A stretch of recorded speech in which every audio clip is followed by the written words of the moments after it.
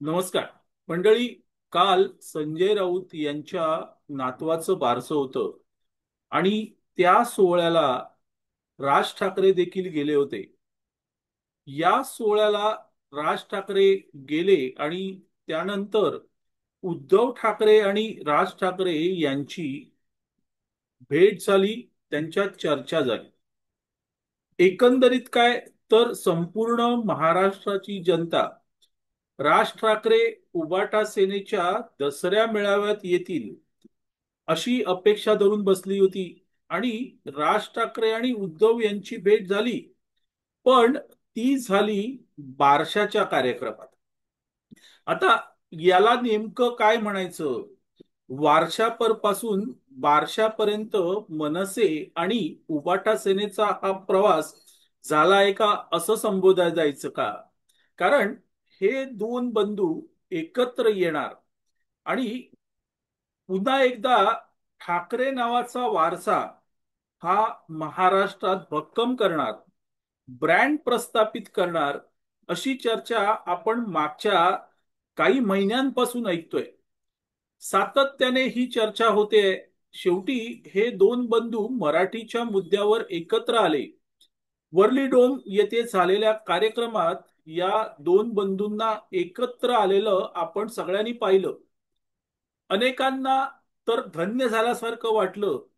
आणि त्यानंतर प्रत्यक्ष गेम सुरू झाला. आणि हा गेम असा होता की राज आणि उद्धव आता मुंबई महानगरपालिकेसह महाराष्ट्रातल्या विविध पालिकेच्या निवडणुका एकत्र लढणार. आणि त्या दृष्टीने मग सगळी पेरणी सुरू झाली.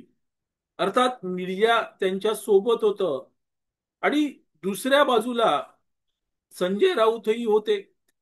मीडिया सांगायचा संजय राऊत त्याला होकार द्यायचे किंवा संजय राऊत होकार द्यायचे, मीडिया मग त्याची बातमी करायचे.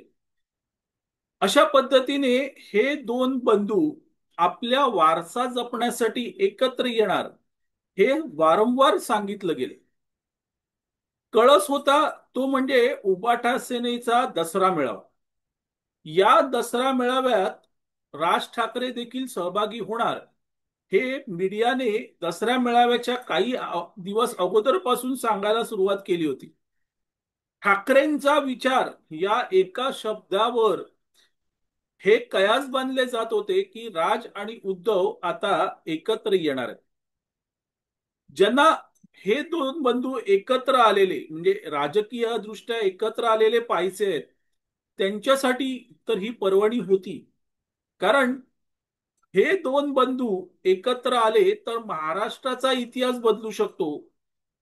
पुन्हा ब्रँड प्रस्थापित होऊ शकतो, ठाकरे ब्रँड पुन्हा नावारूपाला येऊ शकतो. या सगळ्या गोष्टीकडे विरोधी पक्ष आणि मीडिया अगदी डोळे लावून बसलेलं होतं.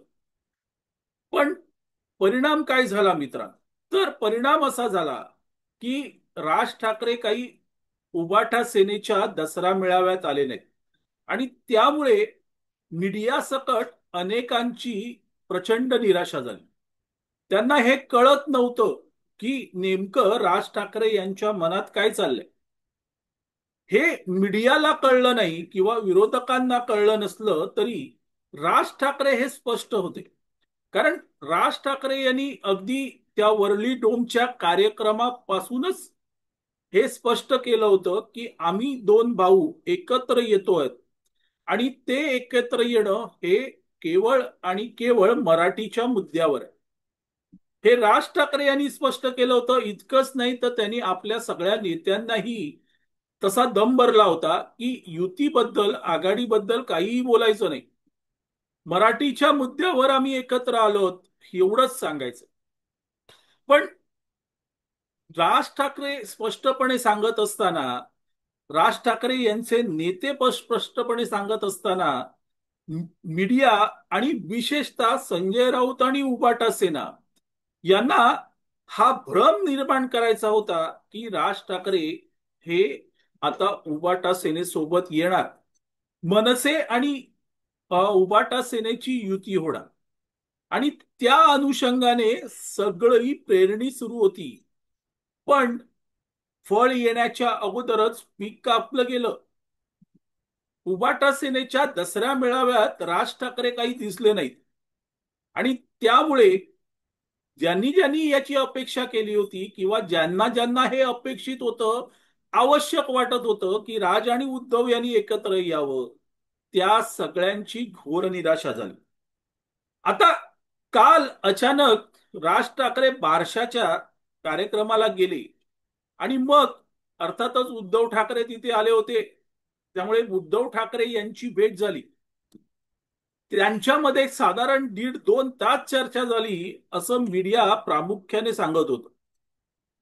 कोणत्याही प्रकारे राज आणि उद्धव मग त्या अगदी घरगुती कार्यक्रमाला जरी एकत्र आले तरी ही कांडी पिकवायची की आता युती होणार.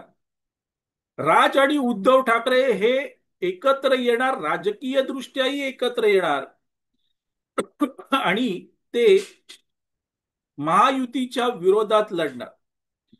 त्यासाठी मीडियाने बारशाचा कार्यक्रमही सोडला नाही. उबाटा सेनेच्या दसरा मेळाव्याने निराशा केल्यानंतर बारशाचा कार्यक्रम मीडियाला आणि अर्थातच संजय राऊत यांनाही महत्वाचा वाटला. आणि त्यामुळे त्या कार्यक्रमात, एका कौटुंबिक कार्यक्रमात दोन नेते एकत्र आले तर त्यांच्यात फार मोठी राजकीय चर्चा झाली. आणि या राजकीय चर्चेतून फलित काय निघालं तर मीडियाने काढलेलं फलितच बाहेर आलं. आणि ते फलित होतं की राज ठाकरे आणि उद्धव ठाकरे हे युती करणार. वारशापासून सुरू झालेला हा प्रवास, दोन ठाकरे एकत्र येणार, ब्रँड स्थापित करणार, त्यानंतर ठाकरे वारसा पुन्हा महाराष्ट्रात रुजवणार, इथून प्रवास सुरू झालेला हा प्रवास अखेर बारशापर्यंत येऊन ठेपला. आणि बारसा हा एकमेव कार्यक्रम या दोन बंधूंना एकत्र आणण्यासाठी पुरेसा ठरला का? असो मंडळी, तुर्तास इथे थांबतो. मी आबा माळकर आपली रजा घेतो. आपल्याला व्हिडिओ आवडला तर लाईक करा, शेअर करा, लक्षवेधला सबस्क्राईब करा. धन्यवाद.